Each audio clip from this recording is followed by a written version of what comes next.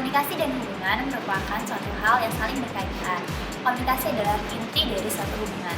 Tanpa komunikasi, hubungan tidak bisa berjalan dengan lancar. Di dalam komunikasi hubungan terdapat 3 hal. Yang pertama yaitu adalah komunikasi dalam membangun suatu hubungan. Yang kedua adalah komunikasi dalam memperburuk suatu hubungan. Dan yang terakhir adalah komunikasi dalam perbaikan suatu hubungan.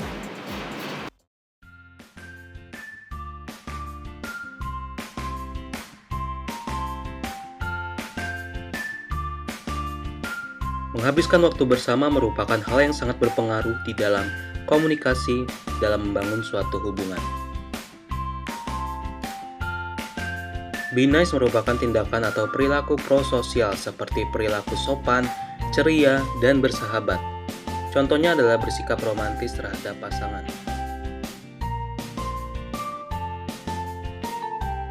Berkomunikasi tentunya merupakan bagian penting di dalam membangun hubungan. Bahkan hanya sapaan atau menanyakan kabar memberikan pengaruh yang besar. Interaksi harus dibuat sedemikian rupa agar menyenangkan, seperti berpegangan tangan saat berjalan. Hal tersebut sangat mempengaruhi keadaan emosional pasangan.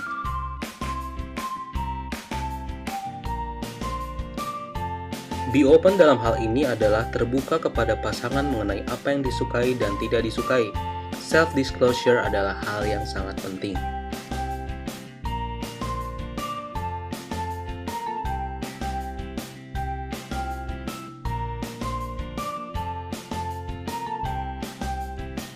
Memberikan kepastian di dalam hubungan merupakan bagian penting, seperti mengutamakan pasangan dan menyatakan rasa kasih sayang. Empati merupakan sikap atau perilaku yang memahami perasaan dan keadaan emosional dari pasangan, seperti meminta maaf ketika berbuat salah. Pola berikut ini adalah bagian dari komunikasi yang memperburuk suatu hubungan. Pola berikut sebagai respon terhadap perasaan bahwa hubungan ada di dalam masalah. Bima, aku mau ngomong sama kamu. Please dong lihat aku. Penarikan diri merupakan salah satu pola dalam komunikasi yang memperburuk hubungan, seperti berkurangnya kontak mata, sentuhan, dan keinginan untuk berbicara kepada pasangan. Kamu nggak tahu aku nggak suka kalau kamu pulang sama dia. Kemarin kan kamu bisa tinggal telepon aku. Pasti aku jemput. Bima, please lihat aku dong. Berkurangnya keterbukaan diri terjadi saat hubungan sudah tidak bisa dilanjutkan lagi, karena salah satu pihak berpikir bahwa keterbukaan tidak ada gunanya, atau karena pasangan sudah tidak dapat memahami lagi perasaan dari pasangannya. Kamu kenapa sih diem aja? Gak apa-apa. Nggak apa-apa. Terus aja bohong sama aku. Ya memang gak apa-apa kok. Kebohongan meningkat saat hubungan memburuk, terkadang digunakan untuk menghindari argumen yang lebih lanjut yang akan membentuk suasana ketidakpercayaan terhadap pasangan. Mim, Apa sih? Hubungan yang memburuk ditandai dengan meningkatnya pesan negatif, seperti penolakan untuk kontak atau sentuhan terhadap pasangan. Mim, mau kemana? Aku mau putus sama kamu. Putus? Kenapa putus? Dimensi lain dalam komunikasi yang memperburuk hubungan fokus pada strategi yang digunakan untuk mengakhiri hubungan. Berikut beberapa strategi yang dapat digunakan untuk mengakhiri suatu hubungan.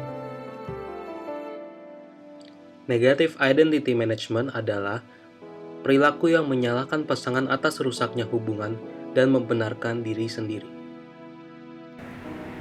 Aku mau putus karena aku udah capek sama semua ocehan kamu. Kamu tuh gak bisa percaya sama aku. Kamu tuh posesif. Kamu tuh terlalu kontrol hidup aku. Use of positive tone adalah penggunaan pernyataan yang positif kepada pasangan dalam mengakhiri hubungan. Mungkin karena kamu terlalu baik buat aku. Dan aku rasa akunya yang belum siap. Jadi lebih baik kamu jadi kakak. Justification adalah penggunaan bermacam alasan untuk mengakhiri hubungan. Aku ambil keputusan ini karena aku harus fokus kuliah dulu. Aku harus dapat IP yang bagus. Lagian papa aku juga kayaknya belum mau untuk pacaran.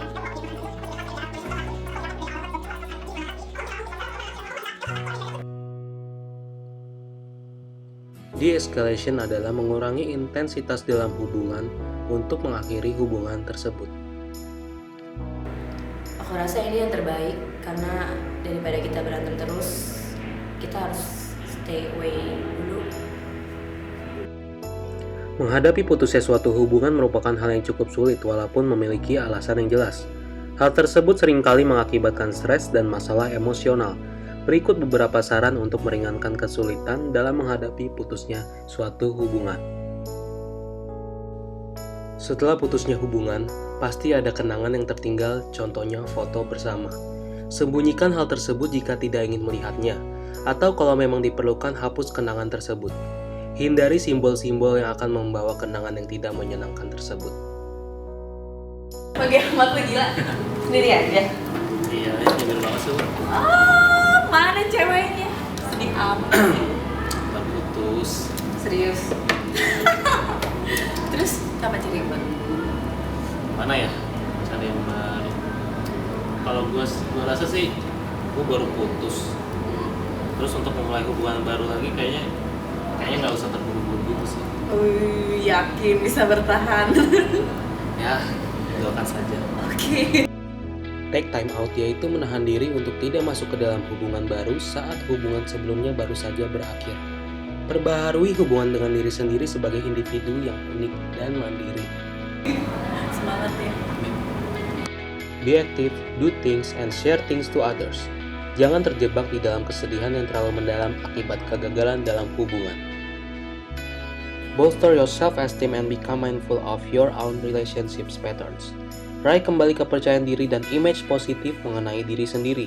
Jadikan hubungan sebelumnya sebagai pelajaran, bukan sebagai suatu kegagalan. Jika ingin menyelamatkan suatu hubungan, maka perlu diadakan perubahan dalam pola komunikasi. Hal tersebut dapat dipelajari di dalam Relationship Repair. Terdapat 6 tahap di dalam Interpersonal Repair, yang merupakan The Relationship Repair Wheel.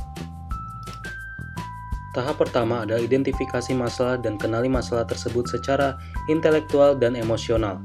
Kenali hal yang perlu diubah dalam hubungan untuk hubungan yang lebih baik. Kedua, lakukan komunikasi yang produktif serta gunakan kemampuan komunikasi interpersonal dalam memecahkan suatu konflik.